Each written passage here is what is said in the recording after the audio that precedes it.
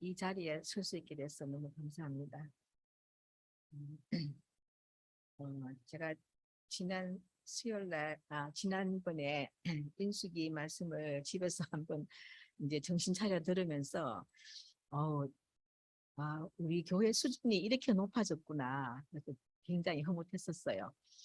이미 우리는 개인이 아니구나. 단체구나. 생명이 아까 양식을 먹어야 자란다 그랬는 것처럼, 그리고 그 양식을 먹으면은 생명이 자라는 거잖아요. 그러니까 자라면은, 자라지 않으면은, 어린아이가 아무리 이뻐도 자라지 않으면은 아마 참 이제 마음이 안 좋겠죠. 그런 것처럼 교회가 이렇게 성숙했구나. 우리는 다 함께 이렇게 생명이 자라는 단체고, 개인이면서 단체 이런 교회 안에 있는 것을 느끼고서 너무 마음이 좋았습니다. 오늘은 생명의 떡이신 그리스도를 내가 일주일 내내 그냥 자주 이렇게 듣고 이렇게 했는데, 오늘 마무리를 잘 못했는데 마무리 정리를 잘 못했는데, 어, 이제 요한복음 1장과 2장과 3장, 4장, 5장, 6장, 6장이 오늘 이제 생명의 떡이신 그리스도더라고요. 근데 그거를 목사님이, 저는 오늘 본문 위주로 제가 오늘 말씀 들은 본만큼 본문 위주로 얘기하려고 하거든요. 이제 먼저 이제 요한복음 1장이 말씀이 육체가 됐다, 이 말씀을 목사님이 하셨는데, 제가 이제 성경을 잘 안 봐요. 왜냐하면 목사님 말씀을 보면은 그게 더 좋은, 성경은 내가 잘 모르겠고 이러니까 성경 말씀 잘 안 봤는데, 오늘 성경을 갖다가 말씀이 육체가 됐다 이런 말을 우리가 성경이 사람이 육체가 됐다 말을 하는 말을 들었기 때문에 그걸 다 찾아보니까 창세기 5장 2절에 남자와 여자를 창조하셨고 그들이 창조되던 날에 하나님이 그들에게 복을 주시고 그들의 이름을 사람이라 일컬으셨더라, 이래 해놨더라고요. 그러니까 이제 하나님이 남자와 여자를 창조하시고, 그리고 그들에게 복을 주고 그 창조된 남자와 여자를 사람이라 일컬으셨더라, 이렇게 했는데, 근데 이제 이러고 난 다음에 6장 3절에 가면은 6장이 이제 사람이 타락하는 그 장면이 나오고 나서 이제 성경 말씀 뭐라고 했냐면은, 여호와께서 가라사대 나의 신이 영원히 사람과 함께 하지 아니하리라, 이는 그들이 육체가 됨이라, 이렇게 해놨더라고요. 그냥 하나님이 지으신 것은 사람인데 그 사람이 하나님과 함께 하지 아니하고 다른 사탄과 연합을 했기 때문에 그들이 육체가 되었다. 이렇게 이미 육체라는 말은 아마 죄를 갖고 있는 사람, 그 뜻인 것 같아요. 육체가 됐다는 말은 이미 하나님과 함께 하지 않는 그 사람을 육체가 되었다. 그러니까 이렇게 절망적인 사람이 목사님 서두에 하나님 말씀이고 그리스도가 있으면은, 그러면은 절망이 희망이 된다, 이렇게 했거든요. 그러니까 육체가 된 그 사람이 육체가 됐다는 것은 절망적인 이런 일인데, 그 육체가 된 그 육체를 보고 요한복음 1장에는 이제 말씀이 육체가 되었다, 요한이 이렇게 얘기했거든요. 그러니까 이게 얼마나 그죠, 하나님이 이제 그 네피림이 되고 이러니까 이제 하나님이 사람 지으신 것을 너무 후회하고, 하여튼 사람과 생명이 있는 모든 것을 다 멸망시켰다 하더라고요. 그러니까 사람이 싫으니까 그 다음에 개도 소도 닭도 다 싫은 거예요. 그러니까 하나님이, 저도 오늘 그걸 성경을 보면서 너무 재밌는 거예요. 와, 하나님이 대단히 화가 났구나. 자기가 창조된 사람이 사탄과 연합을 하고 나니까 너무나 그 절망적인 상황, 하나님한테는 절망이잖아요. 그러니까 창조된 모든 것을 싹 지우려고 하다 보니까 생명이 있는 모든 것이 다 멸망시켰다 하더라고요. 그러니까 사람이 얼마나 중요한 이치인가. 근데 그렇게 됐는데 이제 요한복음에서 이제 요한이 그 사람이 말씀이 육체가 됐다. 그죠? 그러니까 지금까지는 그 육체가 이렇게 하나님한테 멸망받을 밖에 없는 그런 육체인데, 그 육체가 된 그 사람이 이제 말씀 육체가 되었다. 이것이 너무 이제 그죠? 이제 하나님에게도 시작이고 우리에게도 이제 새 창조가 시작됐구나. 그래서 말씀 육체가 됐다는 것은 이렇게 중요한 말씀으로 제가 인식이 됐고, 그리고 이제 그 다음 요한복음 2장에 나오는 말씀이 이제 잔치집에서 이제 가나의 혼인 잔치에서 예수님이 물로 포도주를 만드는 사건이잖아요. 근데 그전에는 우리 인생이 참 물같이 밍밍하고 의미가 없는 인생인데, 근데 이제 잔치집에 있는 그 포도주, 포도주는 그 잔치집에 있는 가장, 그죠? 포도주가 없으면은 사람이 흥이 안 나니까 잔치를 할 수 없는 거잖아요, 그죠? 근데 그 잔치가 되는 포도주. 그래서 예수는 잔치집의 주인이다.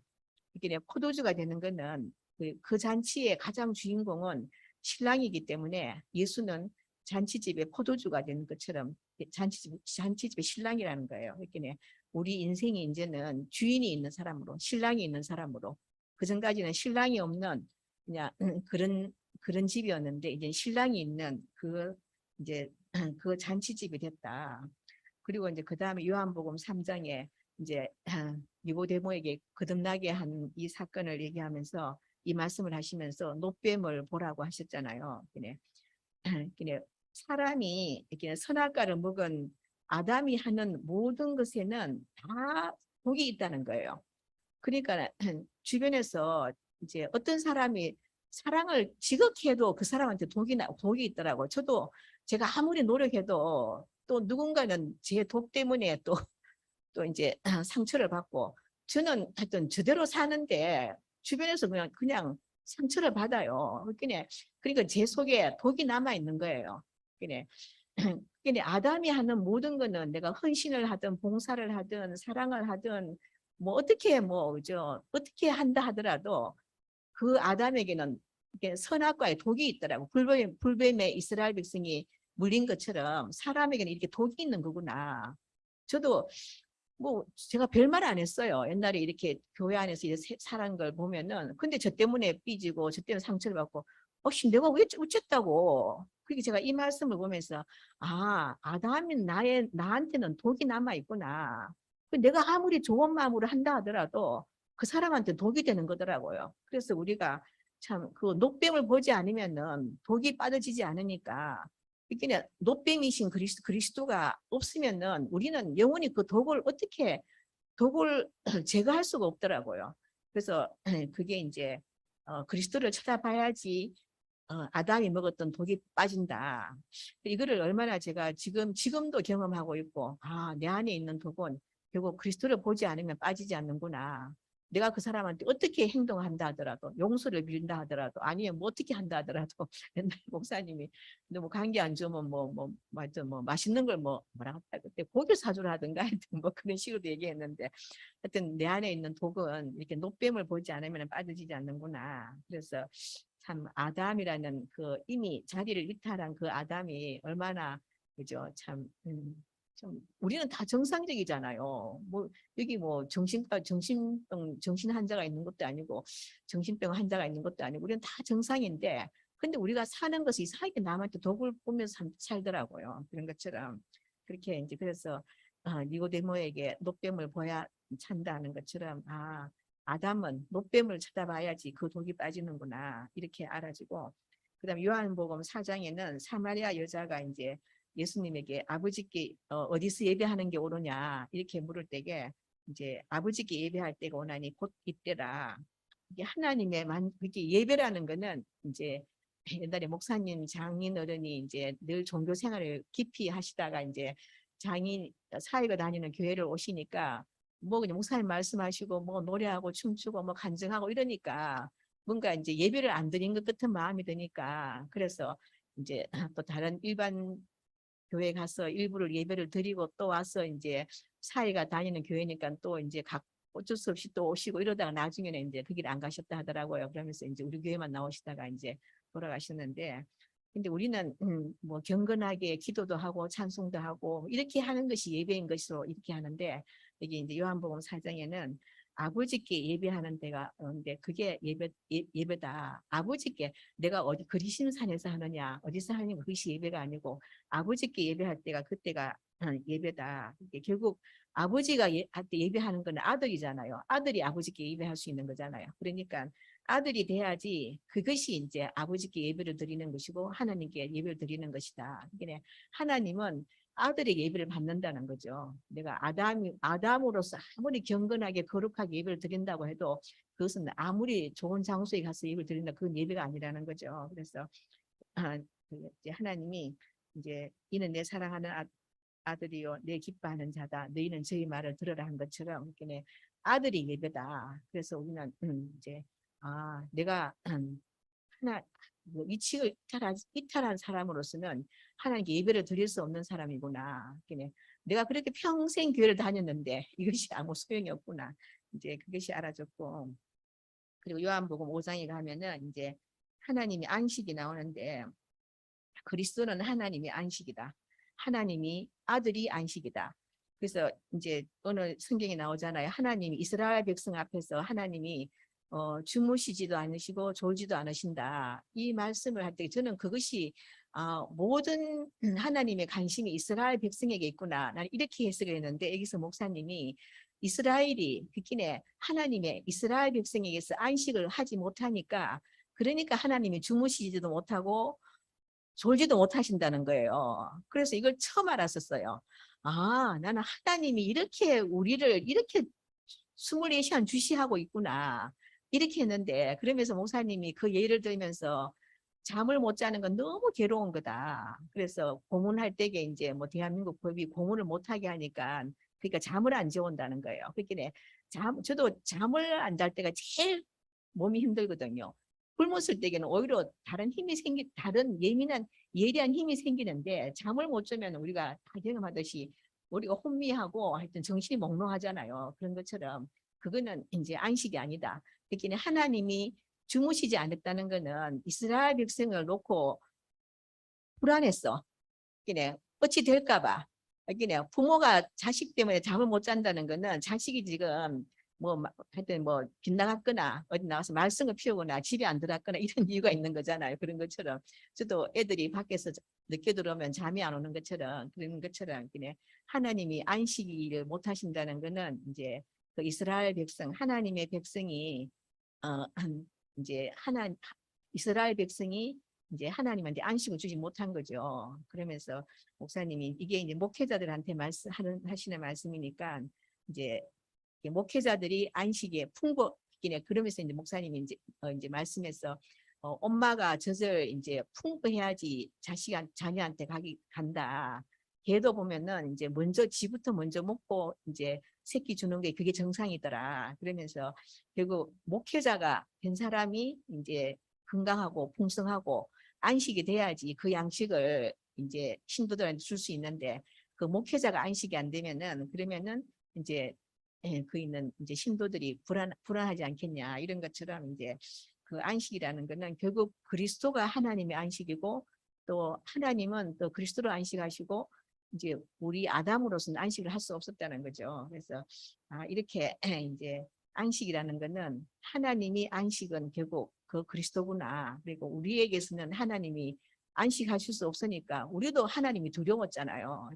뭔지 막연하게 보이지 않는 하나님이 두려우니까 이제 그 항상 그런 마음을 한쪽 구석에 갖고 있었는데 이제 하나님이 안식하시는 분이 되면은 그것은 이게 그리스도 안에서 안식하신다. 그러니까 하나님이 안식이고 사람의 이제 그죠 안식이 되는 것처럼 우리 이스라엘의 하나님 그 잠을 못 자면 못 견디는 것처럼 이제는 하나님이 안식할 수 있는 그런 분이 그런 안식할 수 있도록 이제 그리스도가 이제 안식이다.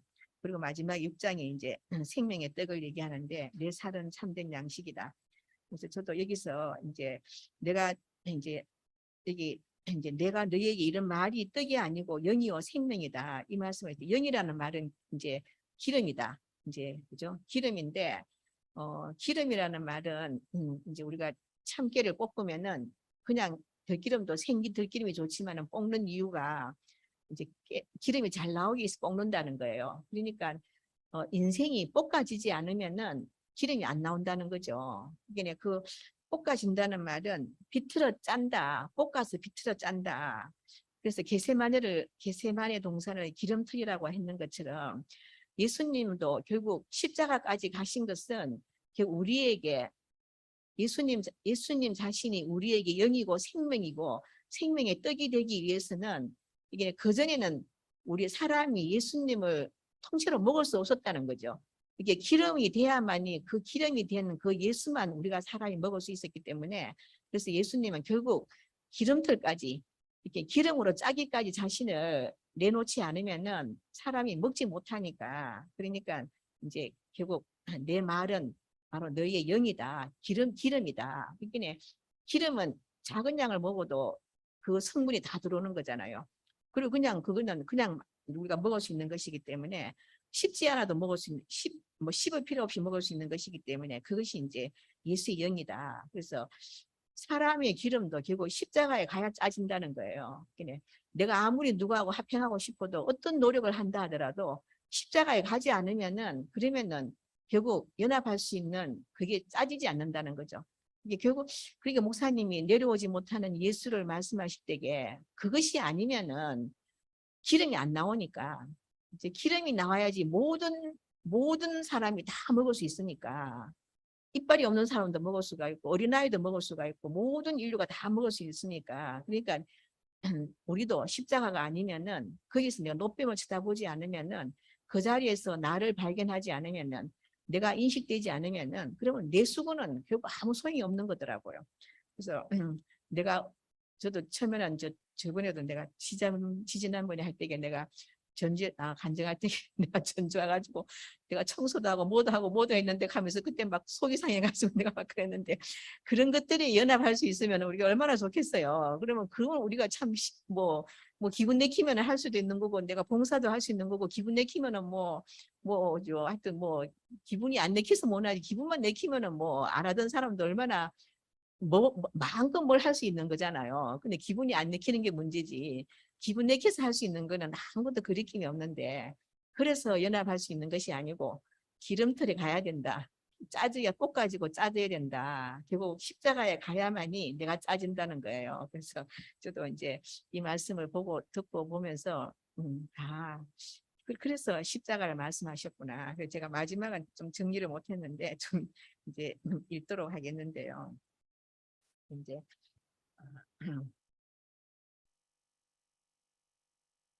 오늘 잘하려고 아니고 말씀을 좀 충분히 보려고 생각했는데 역시 저는 제만큼밖에 못하는 모양입니다. 그래서 제가 내린 결론은 이제 내가 내 노력은 이 이상 필요 없구나. 어떻게 한다 해도 연합할 수 없는 것이구나. 하나 될 수 없는 것이고 그런 거를 제가 이제 이거 하나를 아는 것마다 제가 되게 큰 수학처럼 느껴져요.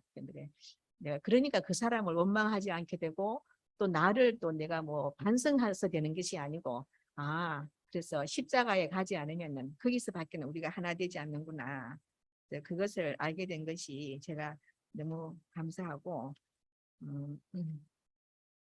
그래서 이제 그래서 예수님이 우리가 먹을 생명의 떡이다. 이제 우리는 전혀 예수를 먹으려고 생각 안 했잖아요. 믿고 따르고 구하고 이런 마음만 가졌었는데 그것이 이제 예수님이 우리가 먹을 생명의 떡이다. 그래서 그 노뱀을 쳐다보듯이 그것만이 우리의 생명의 떡이구나.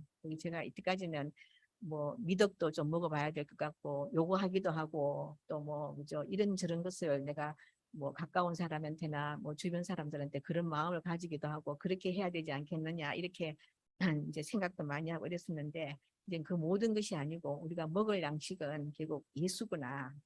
예수님이 내 말이 곧 영이요 생명이다 한 것처럼 예수에게서 짜진 그 기름 그래서 십자가에서 예수님이 짜준 그 기름 그것이 내가 먹을 양식이구나. 그래서 그거를 먹는 것이 너무나 중요하다. 믿는 것으로도 안 되고, 그치? 내 믿음은 언제 깨질지 모르지만은 제가 누구를 좋아하고 싫어하는 것도 언제 깨질지 모르겠더라고요. 근데 우리가 그 십자가에 있는 그것이 그 연합 안에서만큼은 그거는 영원한 것이잖아요. 그게 연합은 누구도 깨뜨릴 수 없는 그래서 예수 안에 있는 그 기름 그것을 그 생명의 떡을 먹으면은 그것이 이제 안식이 되는 것이 그것이 연합이고 그러니까 우리가 참 둘이면서도 하나인 것 우리는 항상 둘이었잖아요. 너와 나가 다르듯이 이러겠는데 그것이 하나인 것은 이제 참 그것이 음, 십자가다. 그래서 이게 예수와 나가 다르지만은 하나 될 수 있는 그 자리는 제가 어떻게 예수와 하나가 된다는 생각조차 못하는 거죠. 어떻게 기독교인들이 언젠가는 내가 예수와 하나 될 것이다 이렇게 알고 교회를 다니는 것이 아니고 영원히 그냥 예수를 그냥 믿고 따르고자 이렇게 교회를 다니지. 우리 어떻게 예수와 내가 하나가 된다, 연합이 된다, 내가 곧 예수다 하는 그 자리로 가기 위해서 예수님 교회를 다닌다 그러면 아마 뭔가 좀 안 달라졌겠나 이런 생각이 들어요. 근데 전혀 그런 말을 종교에서 제시할 수 없기 때문에 없었는데 목사님이 유일하게 참 어떻게 이 말씀을 그죠? 예수와 내가 하나다. 그게 바로 연합이다. 그죠? 이게 둘이 아니고 하나다. 이게 그게 이 말씀을 우리가 살아 생전에 이 말씀을 우리가 깊이 그걸 점점 인식할 수 있고 알아져 간다는 것이 제가 이 글을 읽으면서 너무 신기하더라고요. 어떻게 예수와 하나라는 말을 우리가 할 수 있는 그죠? 뭐 어설프지만은 지금 뭐 어린아이처럼 말할지 모르지만은 그 말을 내가 참 이래 우리 입으로 이렇게 내뱉을 수 있는 이 자리가 있다는 것이 참 감사하고 저도 좀 육신은 늘 후패하지만은 이렇게 영은 날로 새롭다 한 것처럼 이렇게 좀 하여튼 요즘 우리 교회가 다 좀 대부분 이제 열심히 나오시는 분들이 그런 것 같은데 하여튼 이 새로운 말씀에 접해 있는 것 같고 진짜 새 판이구나. 지금까지 먹었던 그 양식하고 다른 양식을 우리가 먹고 있구나. 그래서 그것이 조금씩 이래 인식이 더 깊어지는 것이 너무 감사하고 예, 주님을 찬양합니다.